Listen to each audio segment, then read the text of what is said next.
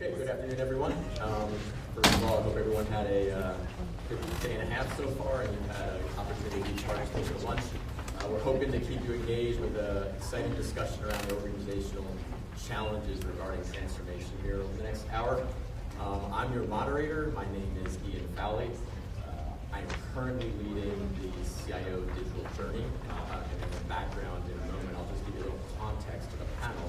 And then in a few moments, I'll introduce our panel members, and then we'll get into the actual questions and answers. Before I go there, I do want to let you know there are index cards in some of the chairs nearby. If you have questions, we have Ms. Haley Smith walking around in the red dress. She'll be collecting them and kind of bringing them up to me real time to potentially get a vibe from what's going on in the audience, what questions you might have. We do have questions prepared. We're prepared to talk to a bunch of different things, but we'd love to get this more interactive with the group and what's on your mind. So again, just put your hand up in your card. Haley will pick it up, and she'll try to feed them to me, and we'll see if we can integrate them into the discussion over the next hour. So as context and background, some of you may recall if you were at DoDIIS last year that we introduced in one of the breakout sessions the CIO digital journey. It started in the spring of last year in 2018. And in many ways, it had many great successes, but those successes we found in the seams of the organization. And what do I mean by that? We identified 11 initiatives last year as part of the digital journey to move down that digital path, if you will, as an organization, not just CIO, but for the broader agency. And what became quickly evident was the challenges that really are rooted deep in an organization trying to transform. So we found our successes in 4 or 5 areas in those 11. Again, in the seams, things that weren't going on in parts of the organization. And we quickly triaged and we let some of those initiatives go, if you will, for the reasons I've described. And as we moved forward, we looked and said, what do we need to do to bring the organization into better alignment for the purposes of transformation? And in great conversations with our leadership, we really said we need to step back to some of the more fundamental pieces and walk through, if you will, what's the vision of CIO nested in the context of the agency, the larger defense intelligence enterprise, and obviously the national defense strategy as well. What's our strategy to get there? And then a whole bunch of follow-on steps to then actually go and execute against that. So that kind of refocus, if you will, is what Mr. Gumto introduced during his opening comments at the plenary yesterday morning regarding the CIO modernization. So it's in that context that we're going to, as a backdrop, talk to you today about transformational challenges from a variety of different perspectives. And again, I'll introduce the gentleman in a moment. I think we've all faced challenges, not unique to any specific agency or private sector entity, whether it's lack of resources, leadership commitment, workforce buy-in, prioritization of efforts, that can be a true challenge. They all, if you will, create friction as far as transformation goes. And I think each panel member will give you their unique perspective on some of the challenges they've seen. These difficulties are not unique, if you will, to DIA or CIO, not unique to any specific government agency. The intent of the panel is really to talk, if you will, to what are the constraints that government entities face in many ways that are unique and maybe the private sector doesn't face. And are there success stories, are there lessons learned, things we could do for whatever part of the enterprise we might represent to help drive transformation in our organizations.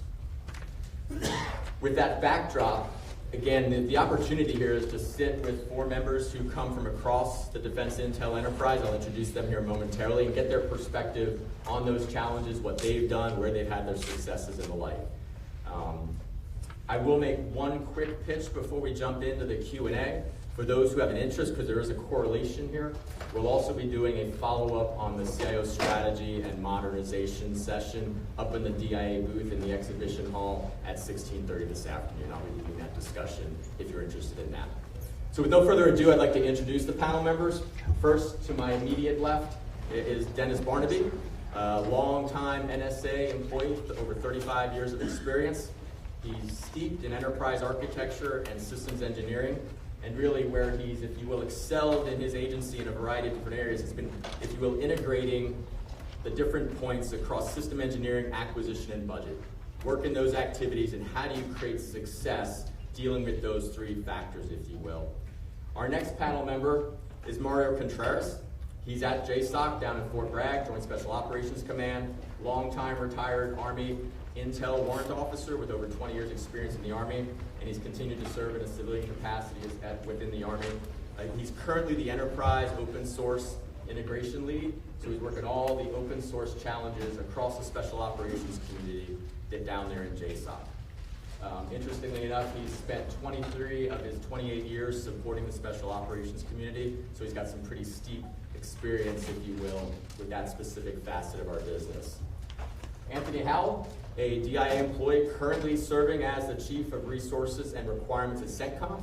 He will actually be moving on to a new role, but I won't get into that here and now. He's got over 20 years of experience as well. He served approximately 14 years in the Air Force and then joined DIA some time ago. The other interesting role he filled was he was the deputy for the talent management initiative that DIA adopted a couple of years ago under Ms. Crisco, and that was the move to ranked in person. So he's got a lot of steep and interesting experiences in the HR space from his time in talent management. I'm sure he can thread in some of his experiences there as well. And last but surely not least, we have Mr. Caleb Mata, also from DIA, works in CIO. He's currently a senior account manager in AFRICOM and UCOM, living in England right now. He just moved over there probably about a year or so ago. But interestingly enough, he actually was the first lead for our change management efforts inside CIO under this digital journey umbrella. So again, we have a diverse panel. Looking forward to the opportunity to share their perspectives with you. What I'll do is I'm going to start with a couple questions just to get this going. But again, if you have any questions you'd like us to pivot to, please just put your hand up. Haley will pick up the card and bring it my way. So with no further ado, the first question I'll open up to all the panel members is, what are some of the biggest roadblocks to successful organizational change? And the corollary to that being, how do we overcome resource constraints? So I'll start. We talked a little bit about this before. First, welcome everybody. Good to see the crowd. The overflow from Mars must be phenomenal. So thanks for coming. This is a two-part question. The first one is the roadblocks to success. A couple of things I've seen that need to be addressed. I start off with an analogy. If you grew up, you remember the kid in the back seat with the steering wheels, car seat, I thought they were driving. Oftentimes we find our senior leadership having these meetings, closed door sessions, where they're making these major decisions and deciding major directions. But once that meeting breaks, it's not connected to anything. You have to establish the drivetrain through the management chain down to where implementation happens so that you actually have tangible results and activities and not just a 2-hour meeting that led to several seniors leaving and not following up. So you have to establish that drivetrain through your middle management to make that happen. And you have to start with the why and communicate that to your constituency. People are motivated by why they need to do something, not the what. It's not about the technology, it's not about the cloud, it's about why we're moving to the cloud to solve a mission problem, to motivate people up and down the chain. But you ultimately have to get the implementers down at the bottom to implement the cloud the way you want that to happen, for example. From a resource standpoint, if you've read Stephen Covey's 7 Habits book, there's a chart in there, a graph that shows the sphere of control and the sphere of influence. Many times people that are undertaking a major change, they focus on that outside sphere, that thing that's outside their control, and they don't pay attention and focus enough on the things they can control and they can make happen. They can be much of the change that they want to see, but they focus on all the things that are constraining them and keeping them from being wildly successful. And try to focus on that sphere of control and look at the resources you do have and you do control. The last thing I say on this point is build things incrementally. No one undertakes a diet or something like that they just suffer for a year, and after a year they lose 50 pounds. You get incentivized and motivated by, along the way, having those little successes and seeing the progress. Your change should have the same kind of thing. You might have a big change in mind, but think of some incremental successes that you could have that would help with that why, help with that motivation. And that will also build your business case so that when you do need more resources, you can go to that sphere of influence and have the influence you need to get those resources. Great, thank you, Dennis. Okay, is this on?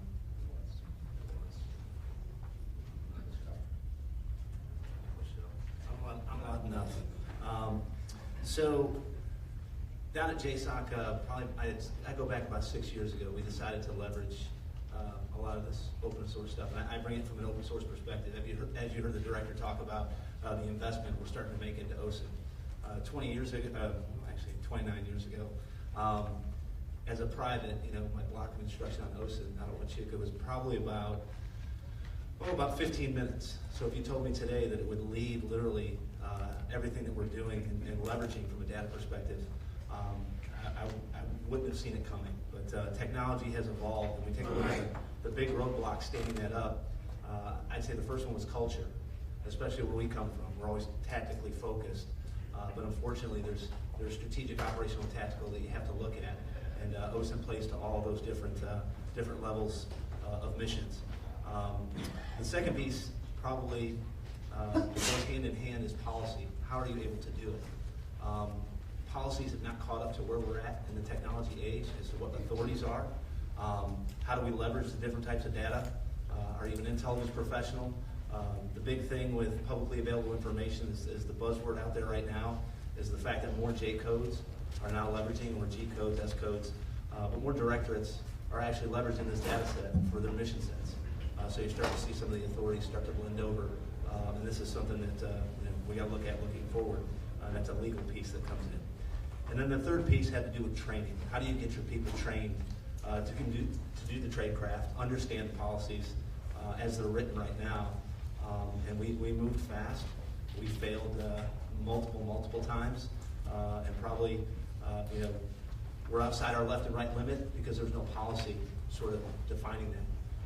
It's great, DoD with the DoD Instruction 3115.18, which is published, which is the DoD use of publicly available information. So now, from the operations side, some of those J3 types now have some guidance with reference to what they can do. But I'd say culture overall is probably the biggest roadblock. You have to change it, and I always like to throw this out there. I need more nerds with reference to the data and the technology moving forward. DoD needs more nerds, period. We talk about shooters, talk about ground pounders. Well, hey, guess what? You can't shoot it, you can't see it, right? So therefore, know who to go after. So in order to sift through all these massive amounts of data, you need the right talent management to make that happen. What they said. I deal with people. That's kind of what my career has been based upon. So the biggest roadblock is change paralysis. When an organization doesn't really understand, the change, or the people that are expected to actually affect that change, implement that change, don't understand part of it is the why, similar to what Dennis said, but what's in it for me? And at the end of the day, it's not necessarily the paycheck that they're getting. They have to actually believe in the change that they're implementing. That takes a lot of communication. It takes a lot of structure. It takes them knowing and understanding the vision of senior leadership and seeing their role, seeing their place in that vision. Being able to actually have a seat at the table and explain their concerns. Because a lot of times, what really affects organizational change is once it gets down to the doers, to the action officer level, you say, hey boss, I can't do it because of X, Y, and Z. They understand the problem far better than the managers, and so that causes change paralysis. Roadblocks, overcoming resource constraints, you can't. What you can do is you can mitigate. The funny story is always, hey, if you want it good, fast, or cheap, choose two. We all have budgets for a reason, because we have limited resources. What you do is you do your best to move your budget around. What I'd like to see more, and I think the way the direction the IC is going, is actually instead of coming up with CENTCOM solution, coming up with an enterprise solution. This is something Mario and I were actually talking about before the panel. If I have a problem with a particular data gap or ISR or whatever it might be, does AFRICOM have the same issue? Does JSOC? Does SOCOM? Actually reaching out to our mission partners. We have different colors of money, different budgets, but if we're actually working on enterprise solutions to fix big data, to fix AI, IT, cloud computing, that often lends itself to longer term, better solutions, more cost efficiency than if we try to solve it for our individual organizations. So, from my perspective, when I was in the digital journey and doing change management, I was looking at communication as a campaign. I didn't really, there's individual initiatives that were trying to be effective, And I was just really focused on how can I get those things over the finish line? Like, what do I need to do to change the environment that they're living in order to be successful in what they're doing? You know, we would, things that were roadblocks for us is that we were able to get commitment at senior levels to be able to do things, but then it tried to go down a level, and those iron majors that are in the middle, just we couldn't break it. It was really hard, and so we struggled. And it was an interesting perspective where we tried to put our own little indicators and warnings in our communications plan to be able to see where are we getting buy-in, where can we further drive buy-in, where can we make it to do all the things that these guys are talking about, drive the why, show the importance to them, show how it's going to be better in the future. Those are all things that you're trying to do when you're trying to be successful and not hit those roadblocks or rather mitigate them. I think on the resource side, I think that we didn't get a lot of resources. There was not a budget line with some of these modernization efforts, and that you're dealing with what you have, and you got to get creative. A really good example, and there's a lot of new creative solutions you can come up with that lives within your same budget. A good example of that that I heard was Heathrow. Heathrow Airport was doing a reconstruction project on Terminal 5, and one of their biggest complaints from customers was it takes too long to get your luggage. You know, they would wait for like 15, 20 minutes, and everyone complained about it. They did studies after studies, like, what do we need to do to change in order to make this happen? And they couldn't figure it out. So they did a whole bunch of they did a bunch of studies, and you know what they finally came up with is, let's make the walk longer from the terminal, from the plane to get your bags, and then your bag's right there when you're ready for it. So they made them walk like 200 yards in order to do that. So that's a change. That's one way they were able to mitigate that without extra resources. It costs less to make the layout a little bit longer, and it didn't have to spend money on buying a bunch of people or new technologies or whatever. They were able to adjust within the resources that they currently had. So, you know, there's all kinds of creative solutions, and you got to find whatever that is for your project that you're trying to do. Great, thank you, gentlemen. So we heard a lot about people and culture, so I'm actually going to jump a question. I think it'll connect well. What I'll pose to the panel is, you know, the classic chicken or the egg. What comes first? Is building an organization that has an ideal mindset and culture of change, or do you have to change the culture first of an organization? All right, I'll weigh in on this one. So when you take a look at it, the chicken or the egg, I'd say you do have to look at the culture first, and then what you're going to do is you're going to try and build around that, and that's exactly what we did. You know, when we stood it up 6 years ago, saw the value. You really took the resources from internal. I heard everybody talk about resources. That wasn't something I talked about. And understand the stigma that, you know, JSOC has good resources. We don't.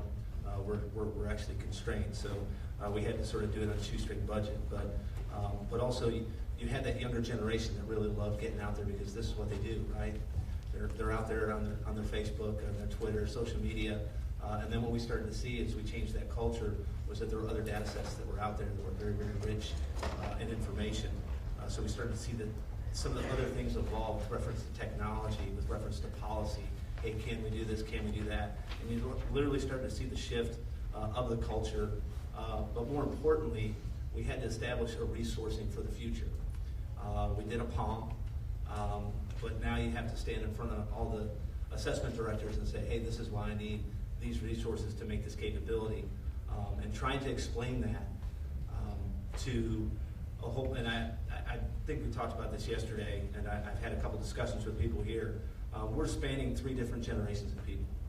People that didn't grow up with a computer, people that did grow up with a computer, and then you have the younger generation that this is all they know. They take, you know, if you ask them, you know, hey, how does this happen? Well, that's Apple iOS, you know, or hey, Windows does that for us. But what you start to see is investment in bullets, ammunition, device, dedicating resources over towards technology. And if you do it the right way, and one of the pitches was, if you invest in this technology now, it will save on the amount of money you're going to use with reference to munitions, because you'll get them early. You'll get them early enough. So that's how we had to sell it.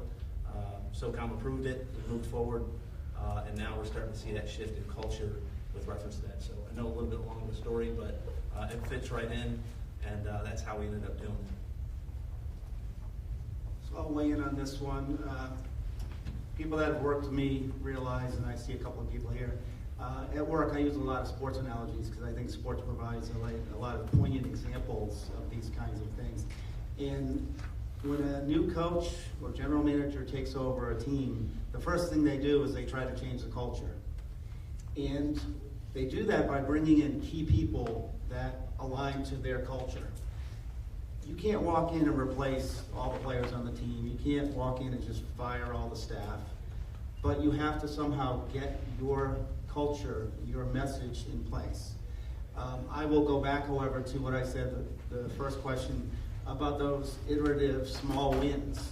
Because a lot of times when you see one of those new coaches from a very successful coaching tree, he goes to a place and he fails miserably because the players and everybody else are thinking, you haven't done anything yet. You're not the guy that you worked with that won all those games. You're your own guy.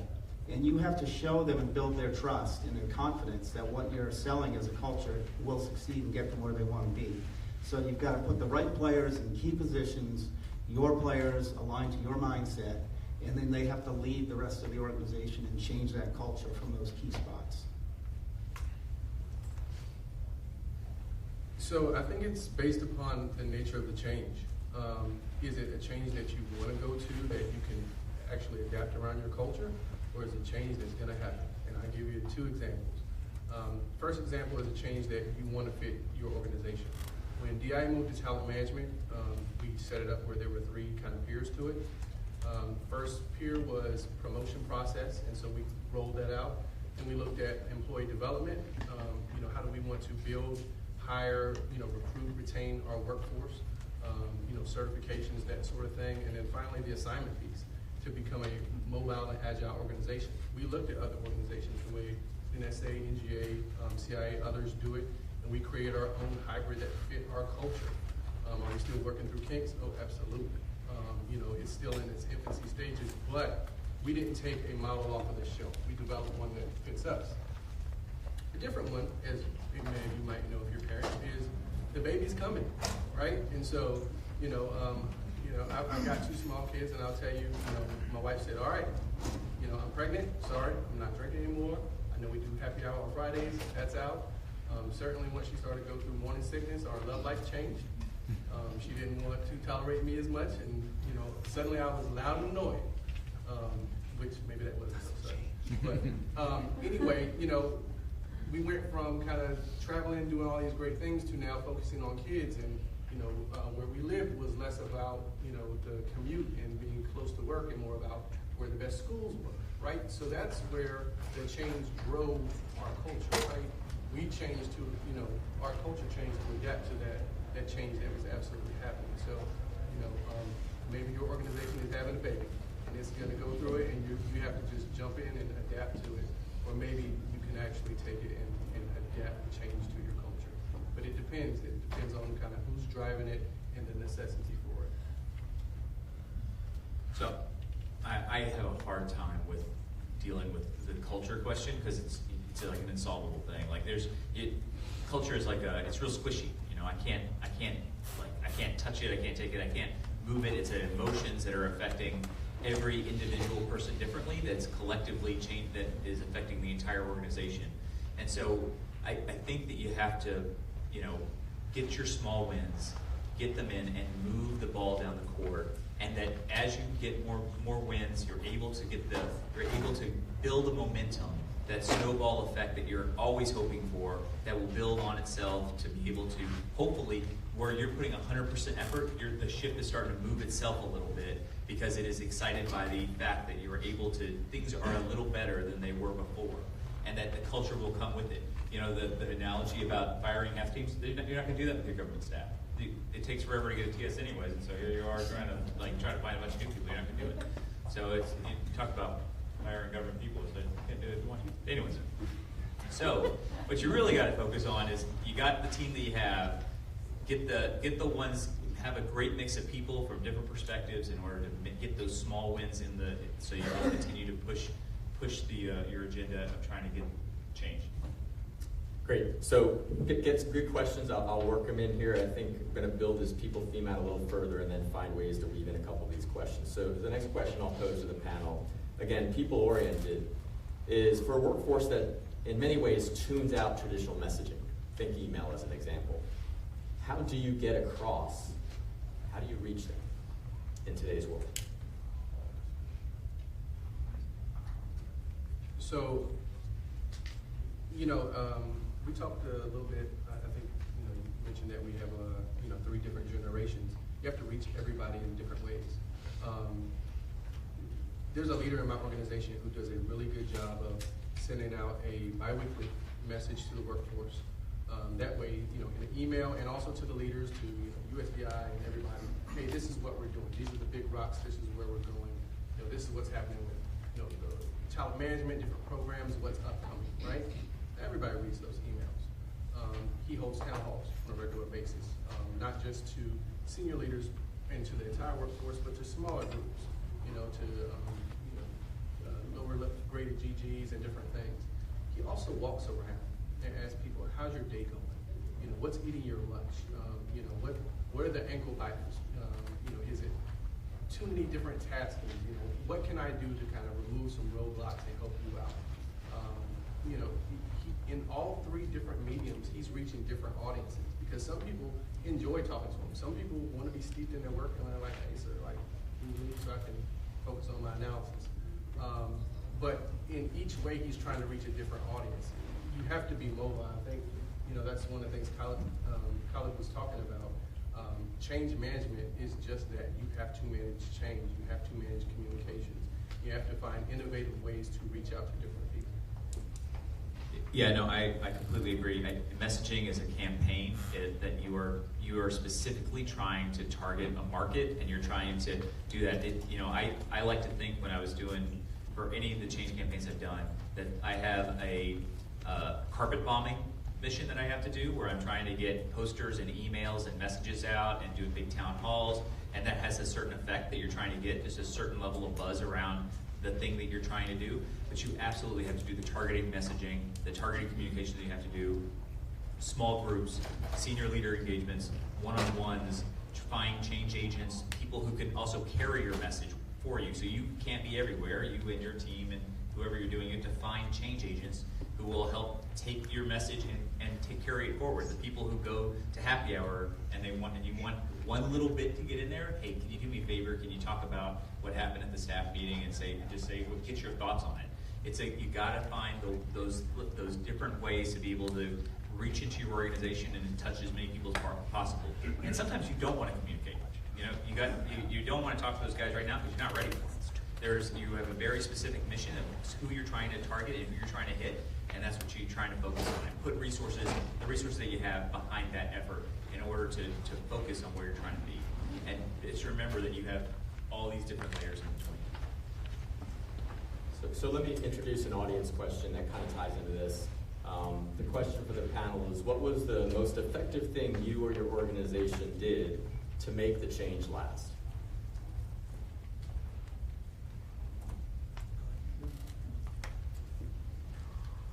Okay, so what I did in the organization, I created a strategic plan. And it's not the strategic plan that most people are used to seeing, where it's a trifold off the corporation's top-level website kind of thing. It was a real strategic plan that described what our goals were. And that came from myself and the deputy. We engaged our next level down to bring them into what the goals were, because it was our job as leadership to set those goals, not to ask them, but to tell them what our vision and what our goals were. And then we got our next level management's buy-in and participation in determining the objectives. The goals are very lofty statements. The objectives start to make them more tangible. We sat through as a leadership team and we identified activities related to each of the objectives. And those activities were very tangible, they were at the working level, they were metricable and measurable. Got the whole workforce from our organization on board with an offsite and described what we were doing, where we were going, made sure they can see themselves in where the organization was going. Now, don't get me wrong, we didn't say, oh, we need to make sure Mary sees herself on the chart. But the person that was working could see a place for themselves in that organization. They might have to change what they were doing because we were taking it in a different direction, but they could see themselves. The challenge in this space, if you choose to take this path, do not lose sight of your goals. What we as organizations tend to do is we metric the heck out of the activities. And I'll use a silly example here, but it resonates with people. If I want to go for a master's degree, one of the activities that I might take on is selecting classes, taking classes. If I only look at selecting classes as my metric, I can take 1,000 classes and never get a master's degree. I have to do that selection of classes in the context of what I'm trying to achieve. And then I can get my master's degree in 10 classes. But you have to keep sight on the goal. But the challenge is the goal is not always measurable, metrical in a hard way like the activities are. But don't lose sight of that flow, and it really motivates the organization because they see the why and they see themselves in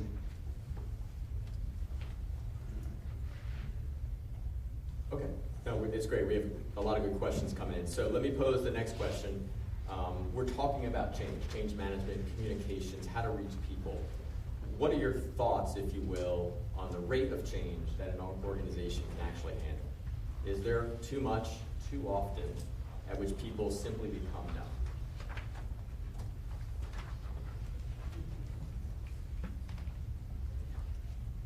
Oh, yeah, sure. For rate of change, I think that you're right, that people will get numb if you've taken the same group of people and doing this, and you're just trying different versions of the same thing, and it's just change for change sake. What I rather think is that people, if it's good change, they don't mind doing it again or changing a different thing in their process of how they're doing things if it's successful. What you're really worried about is when you have to walk back a bad change. Something that didn't go right or didn't go as expected, or you incentivized the wrong thing, or it didn't have the results that you intended, and now you have to do a change on top of that. And you have a workforce that's exhausted. There's, everyone's emotionally, this is my cube, this is my little space, I do X, Y, and Z, and suddenly you have to do, I now have to do A, B, and C, and you're telling me that's not good anymore.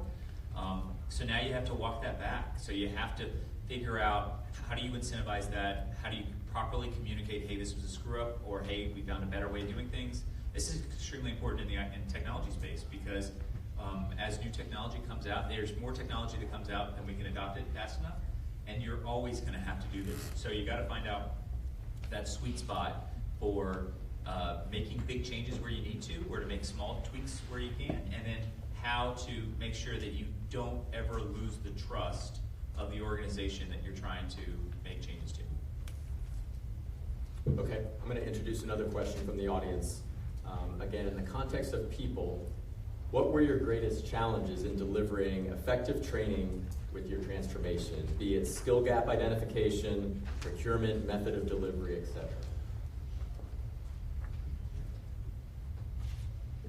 Okay, so one of the biggest gaps we had was obviously tradecraft and TTPs with reference as to how to conduct online exploitation in support of OSINT efforts. What we did was, and it was very hard, but you had a lot of courses that were out there. Mostly they were cybersecurity. They would teach you little bits and pieces about how to conduct exploitation on the internet. When you talk about managed attribution, how to cover your tracks, not attributable to the U.S. government, and more importantly, be able to do passive collection that was out there. Like I said, we moved fast and we failed a lot, and we learned a lot of valuable lessons, and we established some of these TTPs internal to the command. And then what we started to do was we started to work with partner nations as well, and we had a training requirement for that. And then we made it modular, so we could focus on, all right, hey, here's social media, hey, here's other types of data or other websites, certain things you're going to do with reference to the tradecraft when you're out there. And then we incorporated legal, we incorporated a psychologist to come in and give a briefing as well as part of the training program, in case soldiers are looking at beheading videos, things like that they find out there, and part of their everyday job, but we made sure we incorporated every single thing in there, and then we said, okay, hey, this is going to be our training platform. But more importantly, we leveraged big DIA, we leveraged the Army, Navy, Air Force, and even the Marine Corps has a pretty good OSINT course as well. And we started to incorporate some of those types of guidelines for the training. And what came out of it were a whole bunch of modular POIs that we were able to push forward, to which DIA, working with Andy Roberts, the Director of Open Source, they're going to use that for the OSINT Collector job specialty here at DIA. They leveraged a lot of them. It's very difficult because it's a lot of OJT, and you're learning based on technology a lot of different tradecraft every single day. It's always changing. Facebook's policies are always changing. All the APIs are changing. So you have to adjust on the go as well. And it's good because you can incorporate that into the training platform. Okay, I'm going to steer another question from the audience, initially to Caleb, because it was framed in the context of the CIO digital journey, but I think anyone who could jump in, please feel free to do so. So the question from the audience was, I see a lot of culture change initiatives directed towards senior leaders. Was there a concerted effort, if you will, to message the why this matters to the middle and lower elements of the organization? Specifically, this audience member highlights that in DIA, oftentimes the middle and lower level can make or break the change that we're trying to achieve.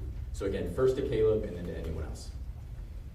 Yeah, I totally agree, and it's a major challenge. You're trying to push change, but change can push back on you too. So like the people get to vote whether or not they want to be part of this, what you're trying to do. Yeah, we try to make a very concerted effort to do.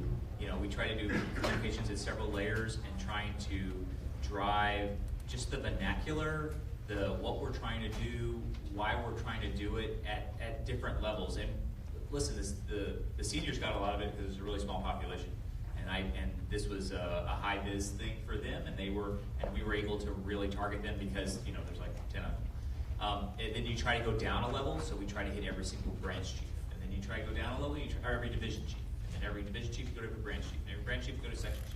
And suddenly that 4,000 person organization looks really big and daunting, and then you have to talk then about, okay, well, how do I get out of DC? And then at the very edges, very edges, they're like, I know I work for CIO, and I heard of Digital Journey once, and I didn't know what does this mean to me? It takes time, it takes effort, it takes resources, it takes a lot of resources to be able to effectively communicate below that level, and trying to find those nuggets that you can push down and hopefully get more bang for your buck for the comms pieces and products that you're putting out. And so that's always the struggle that we had with the Digital Journey, was trying to get further and deeper down into the organization. But we have no. From an organizational standpoint, it's more from the bottom up for us. And I say that because a lot of the innovation starts at the lowest levels. You have some really bright soldiers, government workers, contractors that are out there that come up with these ideas on the fly every day in their jobs. And it's from the bottom up with reference to the messaging. I look at it a little bit reverse. When we start to get above into the senior levels of leadership, going to the question, it is a big education process. The senior level leadership, and this is just my opinion, Mario's personally, is the fact that they are afraid to operate sort of within this space of a digital battlefield. And I say that with reference from an OSINT perspective, with going after those types of data sets. With reference from a technology perspective or infrastructure, and making all this data flow and everything from what I would imagine is the digital journey and what you guys have going here at DIA, I would say that it's still an education process at the highest levels. I think they know what they want. You hear the buzzwords, AI, machine learning, big data, it briefs well, but down at that middle level, those are the ones that are actually doing it. And it's going to take a little bit of time to educate to where people feel very comfortable within the space. So I'll add a little bit to this. Part of this is that drivetrain that I was talking about earlier, right? If you stop at your senior level you're not getting to the implementers. You're not getting 3, 4, 5 levels down the org. Where the fingers hit the keyboard is where stuff happens. And if you're not impacting those people, you're not changing your product. The other thing that I wanted to pick up on, as a panel, we keep talking about communication, communication, communication.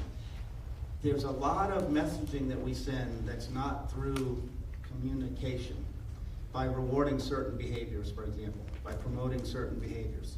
So people pick up on that very quickly. They said, well, why did that person get that cash award or that bonus or that promotion?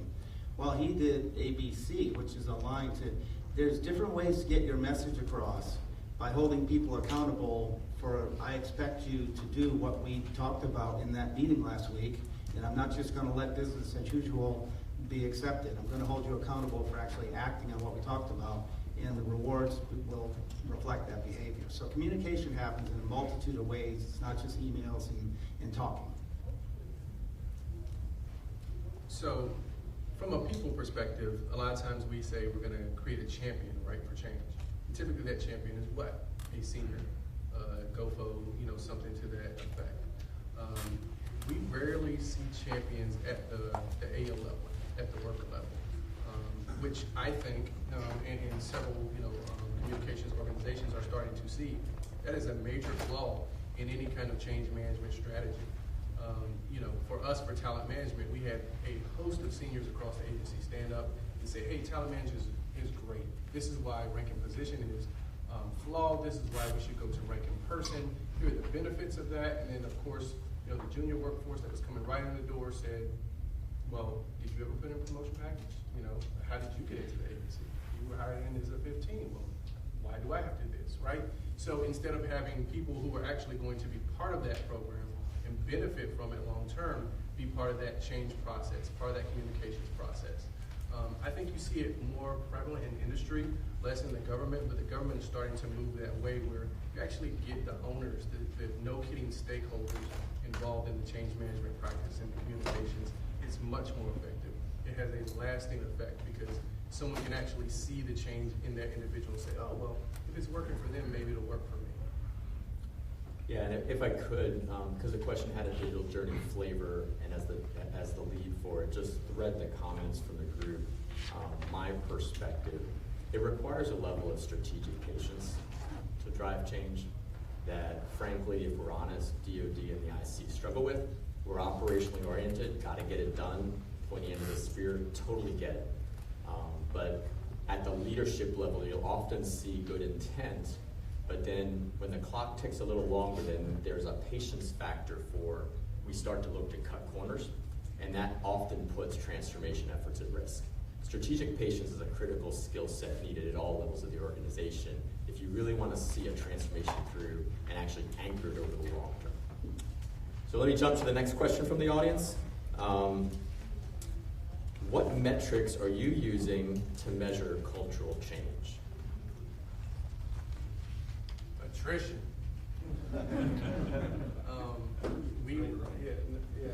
Truly. Attrition. Workforce engagement surveys. Those sorts of things. Different types of surveys. Going out and actually calling the workforce and asking them, hey, what's working, what's not working. That is where you get the most honest, most helpful, most candid feedback. Without that data, without seeing who's voting with their feet, who's moving, who's taking new jobs, who's going over to work for NSA, you never know if the change is good, if it's happening. And to a certain extent, depending upon the direction that your organization or agency is going, you want to see some of that change. You want to bring in some new blood, new thought, new perspective, new skill sets. So attrition in itself is not a bad thing. But I think every organization has a mark on the wall where, once it goes beyond that high watermark, you say, uh-oh, we've done something wrong. Let's reassess, let's refocus and see what we can do to fix that. This is a small thing, but it's an indicator before you get to that hard decision made kind of metric. Pay attention to the leave. People that aren't happy tend to not want to get out of bed in the morning and come into work. There's a level of extra time work, which is a good thing because people are passionate and engaged. But if it's too much, then there's not enough workers and there's too much work and people are going to burn out. But if you start to see people, I mean, they should take their allocated leave, but if you start to see them taking leave kind of for no real good reason, they're not on vacation, that's an indicator that you may have some level of dissatisfaction. They're either not busy enough or not happy, and it's hard for them to come to work every day. Okay. Next question I'll introduce to the panel. While the two can be symbiotic, are there different considerations whether you're trying to drive a customer-centric or a technology-centric change that need to be considered as you're moving through a transformation? Again, customer-centric versus technology-centric.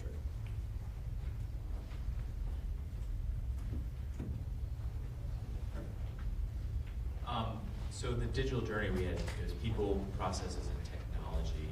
And the thing that we noticed the most about the technology bit is that the technology isn't the hard part, it's really the people part that we were trying to get to. So again, we can rehash all this cultural stuff again, but it's a people problem.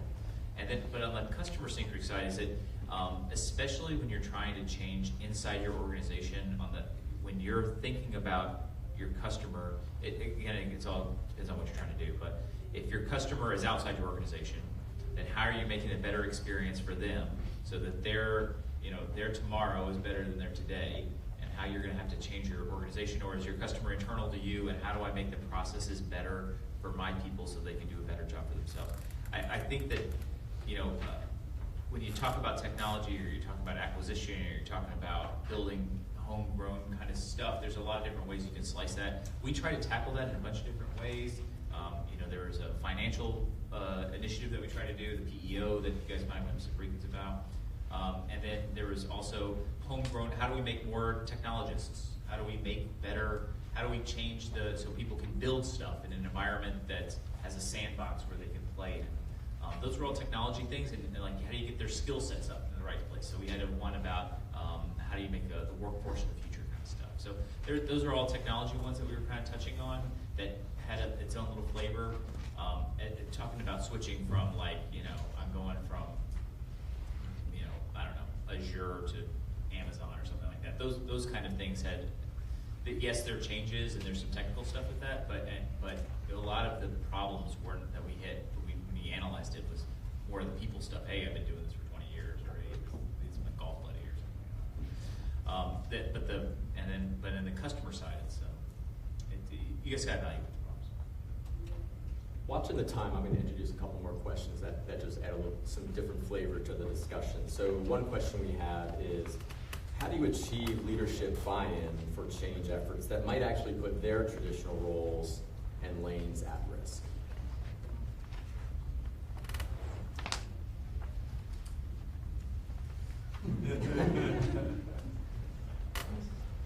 Oh, I'm sorry, the question. Yeah, that's tough. You go into the boss and trying to sell him something that may put his job at risk. At some point, again, you have to get down to the why. And if you haven't, I keep using this phrase, get to the why. If you haven't seen Simon Sinek's YouTube talk on the why, it's a TED talk. It's a fantastic video. It talks about how human beings are wired and getting to the why. And one example he uses in the TED talk is Martin Luther King got thousands of people to march on Washington, D.C., and he told them, I have a dream. He didn't say, I have a plan. He got them motivated by the why behind what he was trying to achieve. So for someone in this level of position, that you're going to have to get them to really say, yeah, this might impact me personally, but it's the right thing to do, and I can see the reason why we need to go that way and buy into that why. And either they're going to have to recreate themselves and do that own personal change, or maybe it's time to find another job. But that is a very difficult situation. So from an organizational standpoint, every commander has to take risk. And when you take a look at that, it's in all different facets throughout his formation. Introducing a new capability and saying you're going to try and leverage this new capability, and for him to dedicate resources, him or her to dedicate resources towards it,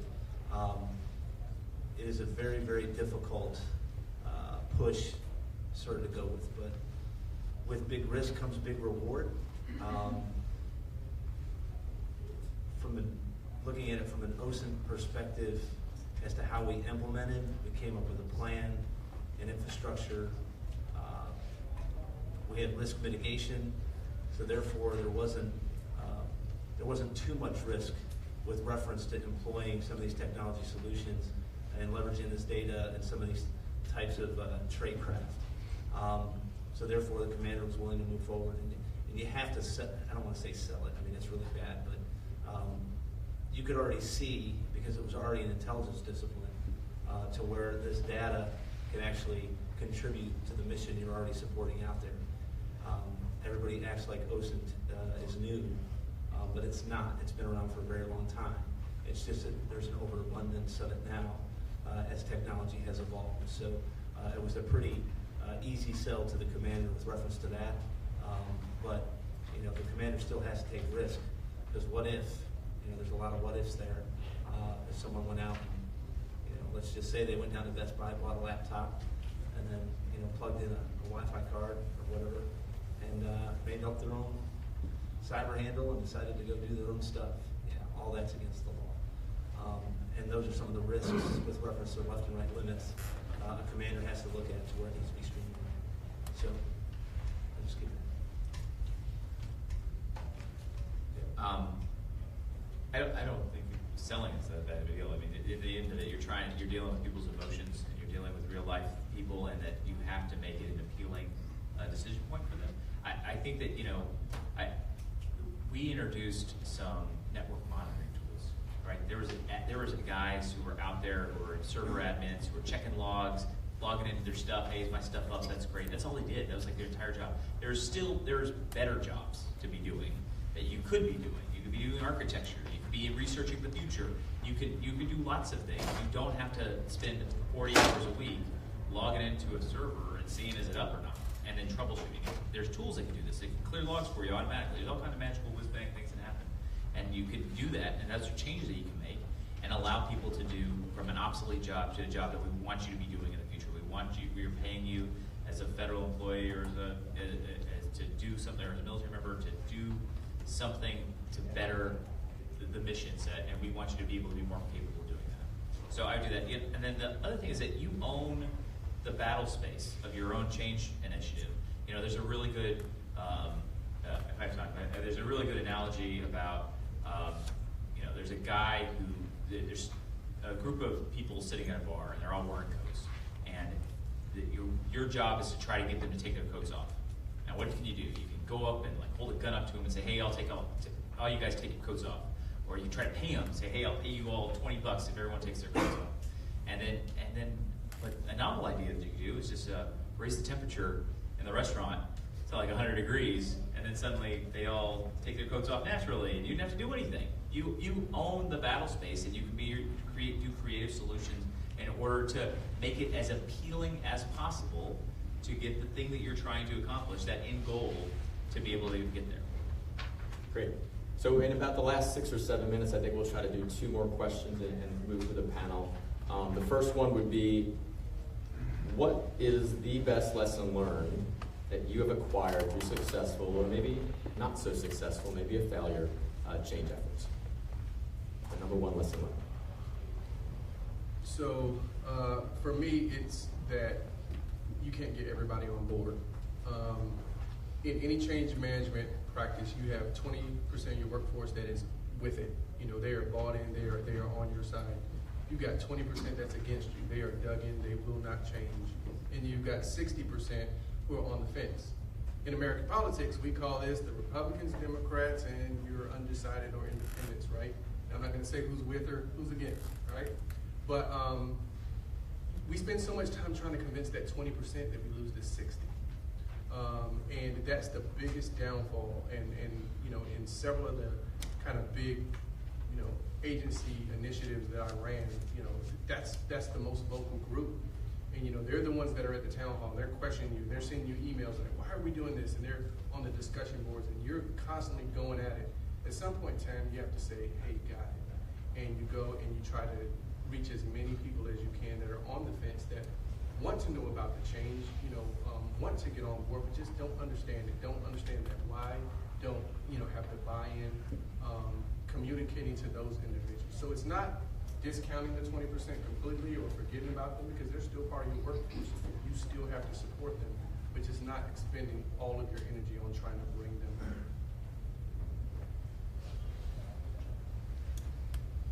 So I'm going to personalize this one.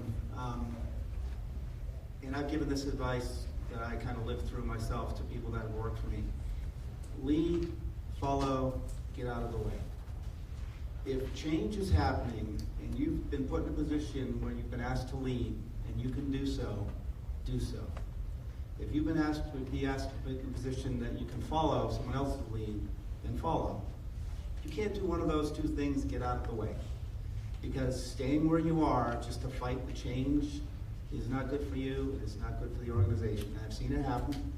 It just doesn't reflect well on you individually. So my advice to you and my biggest lesson learned is lead, follow, and get out of the way when change